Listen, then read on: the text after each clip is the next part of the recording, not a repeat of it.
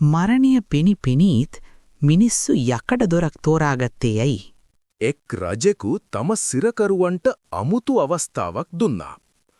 ඔබ ඉදිරියේ මහා යකඩ දොරක් සහ කුඩා ලී දොරක් තිබෙනවා.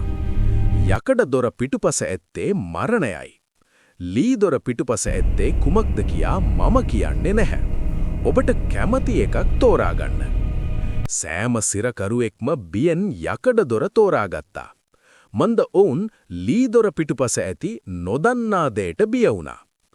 අවසානයේ එක් සිරකරුවෙක් ලී දොර විවෘත කළා. ඔහු දුටුවේ නිදහස් ලෝකයයි.